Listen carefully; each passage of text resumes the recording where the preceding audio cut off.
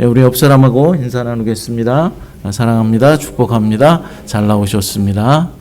환영합니다. 오늘날의 성도들 가운데는 행동하지 않으면서, 그러니까 가만히 앉아 있으면서 하나님의 어떤 기적이 일어나기를 바라는 분들이 많이 있는 것 같습니다. 기도하지 않으면서 어떤 일이 이루어지기를 바란다라는 것이죠. 또한 기도만 하고 있지, 앉아서 열심히 기도는 하는데 실제적으로 행동하지 않는 그런 성도들도 많이 있는 것 같습니다. 그렇습니다, 여러분. 어떤 기적이 일어나고 또 간절히 소원하는 것이 있다면 먼저 하나님 앞에 나와서 기도해야 하는 것입니다.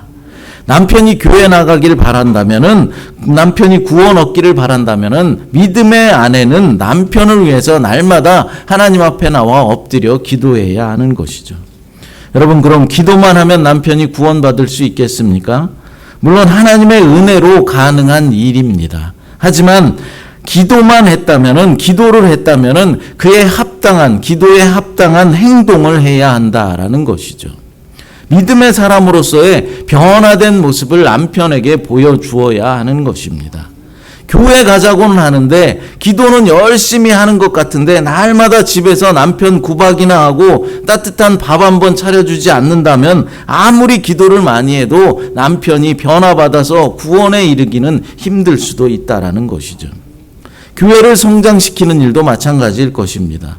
교회의 성장은 원하면서, 교회가 부흥하기를 원하면서 교회의 성장을 위해서 단 한 번도 기도하지 않는다면 그 성도는 좀 이상한 성도일 것입니다. 또한 기도를 했다면은 기도한 것만 가지고 만족해야 할 것이 아니라 직접 나가서 이제는 복음을 전하며 전도를 해야 하는 것이죠. 가족들에게나 동료들에게 또 이웃들에게 교회를 소개시켜주고 자꾸만 예배에 나올 수 있도록 초청해야 한다라는 것입니다. 그러니까 먼저는 전도 대상자를 위해서 우리가 간절히 하나님 앞에 기도하고, 다음으로는 실제적으로 복음의 말씀을 그 전도 대상자들에게 전달해 주어야 하는 것입니다. 그런데 교회에 나오는 사람이 적다, 교인 수가 좀 적다라고 불평을 하면서 전도를 위해서 기도도 하지 않고 또 실제적으로 나가서 전도하지 않는 사람은 불평을 할 자격조차 없는 사람일 것입니다. 오늘 본문의 말씀은 이스라엘 백성들이 요단강을 건너는 장면이 나오고 있습니다. 본문 14절 말씀을 읽어보겠습니다.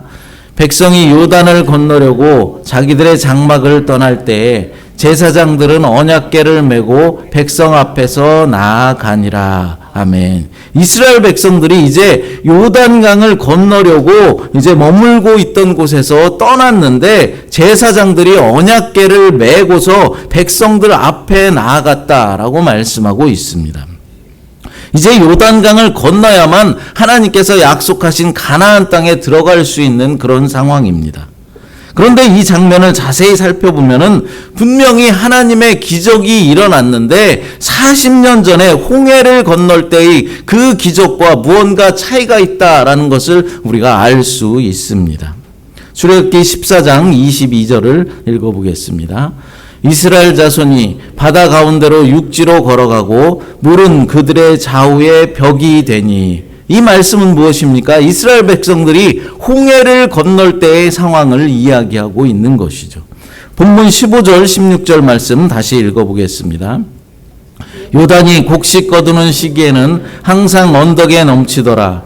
궤를 맨 자들이 요단에 이르며 궤를 맨 제사장들의 발이 물가에 잠기자 곧 위에서부터 흘러내리던 물이 그쳐서 사르단에 가까운 매우 멀리 있는 아담성읍 변두리에 일어나 한 곳에 쌓이고 아라바의 바다 여매로 향하여 흘러가는 물은 온전히 끊어짐에 백성이 여리고 앞으로 바로 건널세. 아멘. 홍해를 건널 때와 지금 읽은 이제 요단강을 건널 때의 상황을 이야기하고 있는데, 홍해를 건널 때와 요단강을 건널 때의 차이를 확인하셨습니까? 어떤 차이가 있습니까?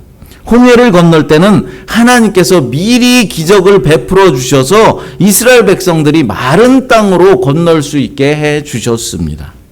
하지만 요단강을 건널 때는 어떻습니까? 하나님의 기적이 먼저 일어나지 않았다라는 사실입니다.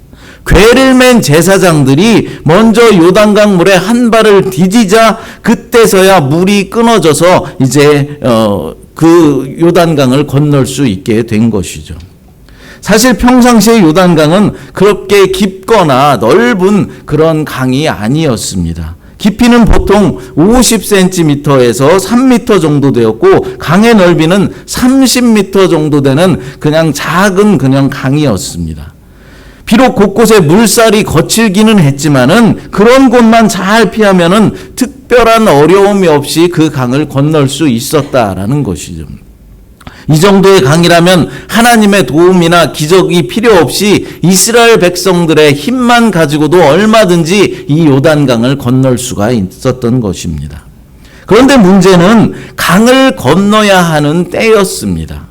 본문에 보니까 곡식 거두는 시기라고 말하고 있는데 그때는 추수 기간이었다라고 이제 정보를 주고 있습니다.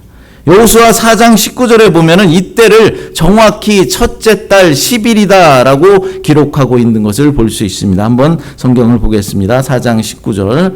첫째 달 10일에 백성이 요단에서 올라와 여리고 동쪽 경계 길갈에 진침해. 아멘. 이스라엘 백성들이 요단강을 건넜을 때 정확한 날짜가 나와 있습니다. 뭐라고 합니까? 첫째 달 10일이다라고 말하고 있죠. 이때의 요단강을 이스라엘 백성들이 건넜다라는 것이죠. 오늘날의 달력으로 하면 한 3월에서 4월쯤 되는 시기입니다. 그런데 이때는 북쪽에 있는 산들에 눈이 녹아내리는 그런 시기였고 그리고 봄철에 내리는 이른비 때문에 요단강이 범람하는 그런 시기였습니다. 그러니까 평소에는 얼마든지 사람들의 힘만 가지고도 건널 수 있는 그런 강이었지만 이 추수 때가 되면은 이 강이 범람하여서 하나님의 도움이 없이는 절대로 인간의 힘으로는 건널 수 없는 그런 시기였다라는 것이죠. 그런데 홍해를 건널 때처럼 하나님께서 강을 먼저 갈라놓으시지 않으셨다라는 것입니다. 궤를 맨 제사장들, 그러니까 이스라엘 백성들의 믿음을 먼저 요구하고 계신 것입니다. 믿음으로 먼저 한 발을 땅에 그 요단강에 발을 내딛는 그런 행동을 요구하고 계신다라는 것입니다. 여러분, 이것이 의미하는 것이 무엇이겠습니까? 신앙생활은 기적으로만 이루어지지 않는다라는 것입니다. 우리는 사실 행동하지 않으면서 너무나 많은 것들을 하나님께 요구하고 있습니다. 공부하지 않으면서 좋은 성적을 얻기를 바라고 규칙적인 식사를 하지 않고 운동을 하지 않으면서도 건강하기를 원합니다. 전도하지 않으면서 교회가 성장하고 부흥하기를 원하고 있습니다.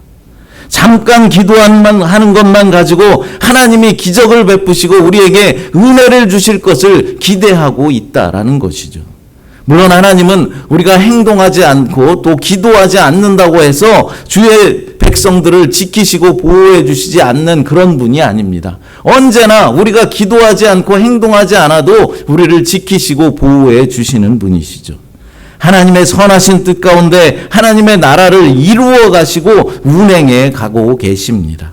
하지만 주님은 주의 백성들이 주의 뜻이 이루어지기를 위해서 기도하기를 간절히 원하고 계시고 주님의 나라가 확장되기 위해서 전도하며 행동하길 원하신다라는 사실을 우리는 깨달아야 하는 것입니다.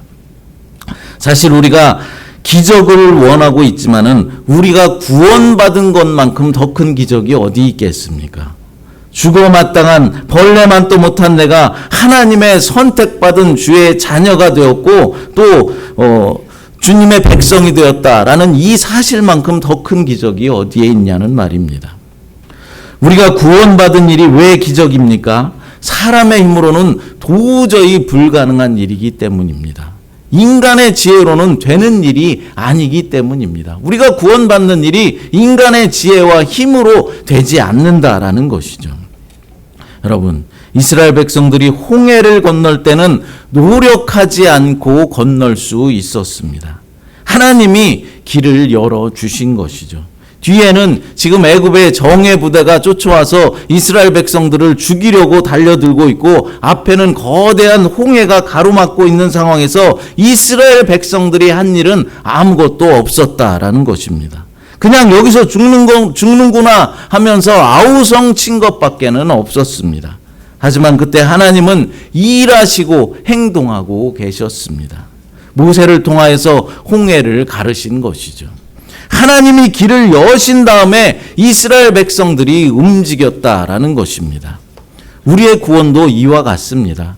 우리가 구원받기 위해서 우리가 한 일은 아무것도 없습니다. 여러분, 구원받기 위해서 여러분이 한 일이 무엇이 있습니까? 하나님께서 저와 여러분들을 일방적으로 선택해 주시고 주의 자녀 삼아 주신 것입니다. 그래서 우리는 구원받은 백성으로 하나님의 자녀가 되었고 영생을 소유한 자들이 되었습니다. 하지만 이 구원은 나중에 죽어서 천국에 가는 그런 예매표가 아니라는 사실을 알아야 합니다. 그 표를 우리가 받아서 장롱 깊숙한 곳에 숨겨두었다가 죽기 전에 그것을 꺼내서 사용하라라고 주신 것이 아니라는 말입니다. 구원은 이미 완료형이면서도 동시에 진행형이라는 사실을 우리는 알아야 하는 것이죠. 우리는 이미 구원받은 존재입니다. 하지만 구원은 완성을 향하여서 나아가고 있는 것입니다. 아직 진행형이라는 것입니다. 하나님이 우리를 구원해 주셨기 때문에 구원의 완성을 향하여서 반드시 그 목적지까지 데려가실 것이 확실합니다. 우리 속에서 착한 일을 시작하신 이가 그리스도 예수의 날까지 이루실 것이 확실하기 때문입니다. 다만 구원받은 자로서 그 구원을 이루어가야 한다는 사실을 오늘 이 요단강을 건너는 싸움을 통해서 우리는 확인해 볼 수 있다라는 것이죠. 여러분, 광야에서는 기적을 베풀어 주셔서 메추라기를 먹을 수 있었고 만나를 먹을 수 있었고 또 물이 쏟아져 나왔습니다. 하지만 이제 가나안 땅에서는 만나가 그쳤습니다. 농사를 직접 지어서 밥을 지어 먹어야 하는 그런 상황이 된 것입니다. 가나안 족속들과 힘겨운 싸움도 아직도 많이 남아있고 밥을 직접 해서 지어 먹어야 하는 그런 상황이었다라는 것이죠. 여기서부터 우리 인간의 행동이 필요하다라는 말입니다. 우리의 구원도 이와 같은 것입니다. 구원은 하나님의 전적인 은혜로 얻어진 것이죠. 우리의 노력이 전혀 들어가지 않았다라는 것입니다. 하지만 그 구원을 이루어가는 싸움은 우리의 삶 속에서 치열하게 날마다 전개되며 그 가운데서 하나님은 우리에게 믿음의 행동을 요구하고 계시다라는 사실입니다. 그렇기 때문에 신앙생활은 요단강이 마를 때까지 한없이 기다리고 있는 그런 싸움이 아니요, 배를 만들어서 타고 넘어가는 그런 싸움도 아닙니다. 여전히 강한 물살이 지금 강둑에 부딪히면서 넘쳐 흐르고 있는 그 상황에서도 믿음으로 그 물을 밟는 싸움이 바로 신앙생활이라는 것입니다. 우리는 하나님의 기적을 바라볼 때가 많이 있습니다. 하나님, 이번에 좋은 직장에 입사하게만 해주시면은 저도 하나님을 위해서 봉사하고 충성을 다하겠습니다. 이번에 장사가 잘 돼서 많은 이익이 생기면 하나님께 11조도 드리고 감사헌금도 많이 하겠습니다. 이런 식으로 먼저 하나님께서 움직여 주시기를 우리는 기대하고 있습니다. 하나님이 뭔가를 이루어 주시면 나도 이렇게 하겠습니다 라면서 하나님과 딜을 하고 있는 것이죠.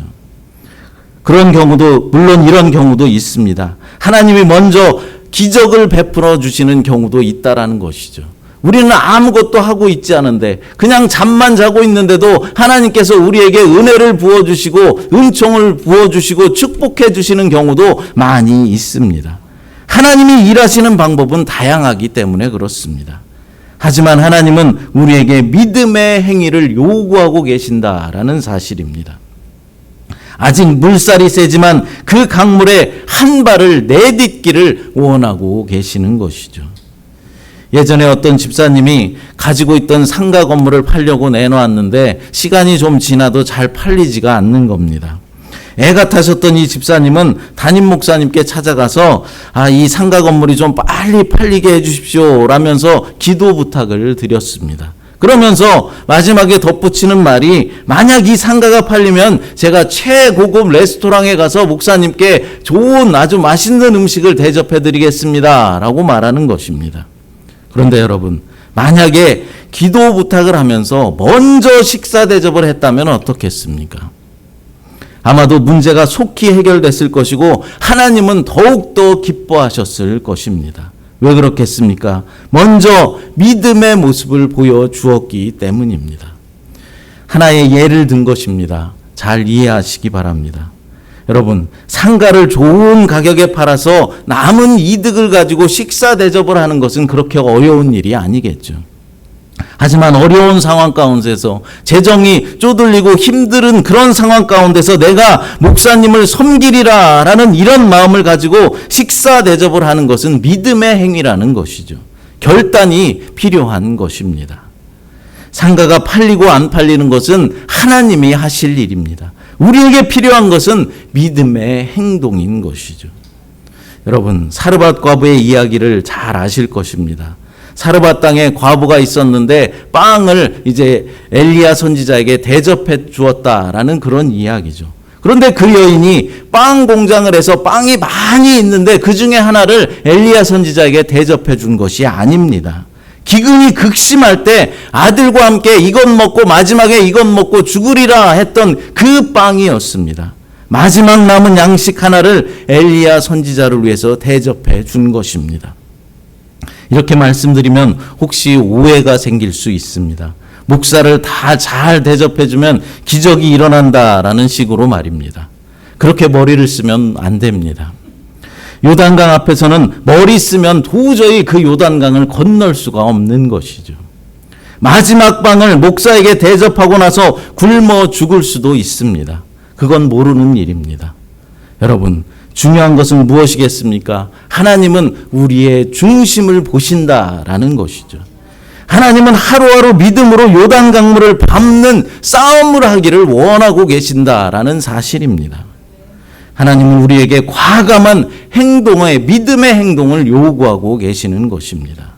적대적인 사람에게 먼저 사랑을 베풀기를 원하십니다. 사랑할 만한 사람을 대접하고 내가 좋아하는 사람을 섬기고 사랑하는 것은 누구나 쉽게 할 수 있는 일입니다. 별다른 믿음이 필요치 않다라는 것이죠.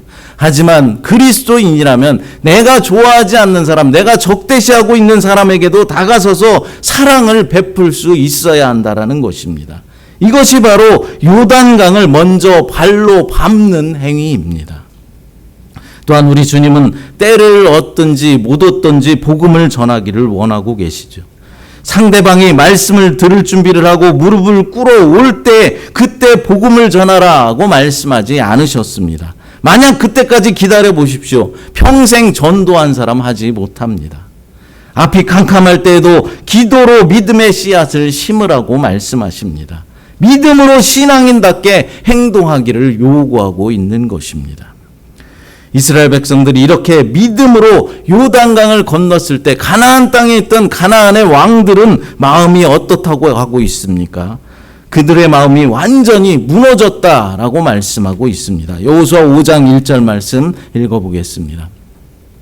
요단 서쪽의 아모리 사람의 모든 왕들과 해변의 가나안 사람의 모든 왕들이 여호와께서 요단물을 이스라엘 자손들 앞에서 말리시고 우리를 건너게 하셨음을 듣고 마음이 녹았고 이스라엘 자손들 때문에 정신을 잃었더라. 아멘. 아직 이스라엘 백성들과 싸움을 하고 전쟁을 하지도 않았는데 그런 상태에서 이미 마음이 녹았고 정신을 잃었다라고 말씀하는 것입니다. 다리가 지금 후들후들 떨리고 있는 것이죠. 싸움을 할 때 다리가 떨리면 어떻게 됩니까? 그 싸움은 보나 마나죠. 이미 진 것이나 마찬가지입니다. 그럼 왜 이 가나안 족속들이 그렇게 된 것입니까? 이스라엘 백성들과 함께 하시는 신이 있다는 것을 알고 긴장하는 것입니다. 전능하신 분이 그들과 함께 하기 때문에 광야를 통과할 수 있었고 요단 강물을 마른 땅으로 건널 수 있었다라고 생각했기 때문입니다. 이스라엘 백성들이 요단강을 건널 때 그들은 이미 혼자가 아니었습니다. 하나님께서 그들 가운데 함께 하신 것이죠. 제사장들이 언약궤를 메고 갔다라고 했는데 이 언약궤가 상징하는 것이 무엇입니까? 바로 하나님의 말씀이고 하나님의 임재입니다. 언약궤를 통하여서 하나님은 내가 너희들과 함께 하겠다라고 말씀해 주시는 것입니다. 분명히 너희와 함께 해 주실 것이다. 두려워 말라라고 분명한 말씀을 하시는 것이죠. 하나님이 함께 하시기 때문에 우리는 요단강과 같은 그런 범람한 그런 강한 강들을 밟을 수가 있는 것입니다. 이스라엘 백성들은 이제 요단강을 건너고 또 여리고성도 넘어가야만 합니다. 하나님을 인정하지 않고 우상을 숭배하는 이 가나안 족속들의 틈에 들어가서 살아야 하고 그 땅을 정복해 내야 하는 것입니다.